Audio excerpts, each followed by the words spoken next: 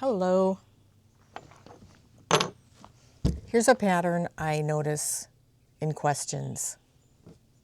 One of many I notice in questions. The use of modal verbs. I call them conditional.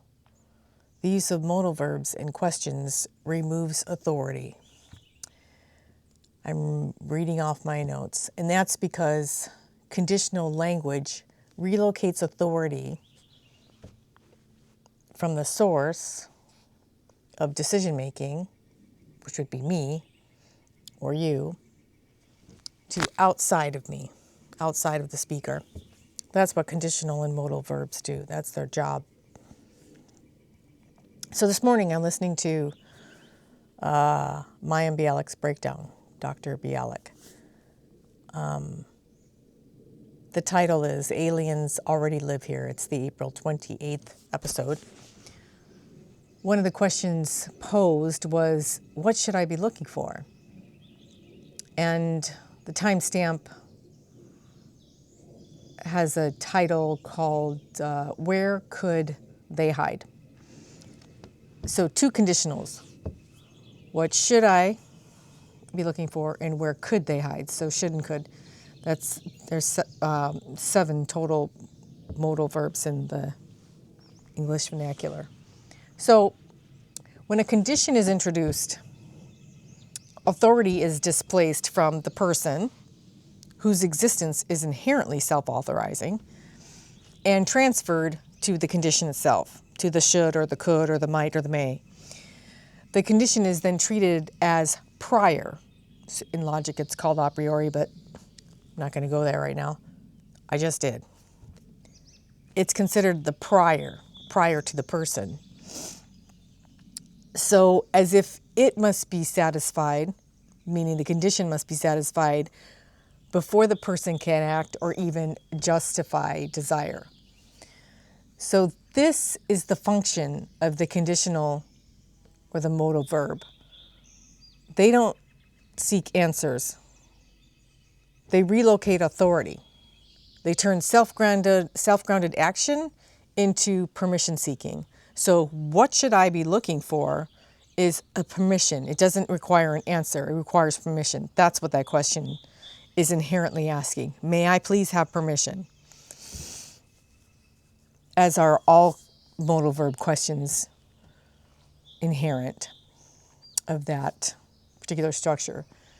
So a condition does not clarify action. It reallocates authority. What already exists is self-authorizing, is subordinated, so it becomes subordinate to what first must be met. In that structure, the condition of should be looking becomes sovereign, meaning it becomes the authority, and the person becomes contingent. So instead of the person becoming the sovereign and the condition being contingent upon the person's existence. So this is why conditional and modal verbs are not inquiries. They're mechanisms of permission. What should I be doing? Where should I be going? What should I be thinking?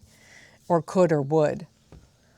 I notice, and I've known this for many years, the modal and conditional verb use is almost always present when emotion is treated as instruction rather than data. And when that happens, authority shifts away from the person because should and other conditional verbs introduce external reference points or an external reference point. So that implies that the criteria for seeking or for seeing is located somewhere outside the speaker. In that moment, authority subtly shifts away from me or the speaker's ability to observe to the condition of being given permission to observe. So in the case of what should I be looking for, it would be the permission of looking for to being given permission to look for. I'm fairly sure that language is a symptom of self-awareness. That I would take to the bank. But Who knows? I'm certainly open to being wrong. But conditional verbs are just one of the infinite ways that language governs. So, as you say, so it is. And I wonder how many times, if any, of you listening notice this in your daily communication. If your experience differs, give an example where the reasoning fails in the comments below. If you see differently, if you have a different experience, state your perspective in the comments below. If you notice my theory breaks, but there's a weak link in it, then you need to state that. Point to the weak link in the comments. Be succinct, relevant. Show where that differs. Give me something different. I'm open to anything you may have to say about that. I'm really interested in your experience with that, whether or not that falls in line with that, with the same, if the experience is the same, or if you're even aware of that in any way. If you have had an experience of using, and I'm going to say all of you have, using the modal verbs, could, would, should, might, me, may, be, maybe, may and maybe.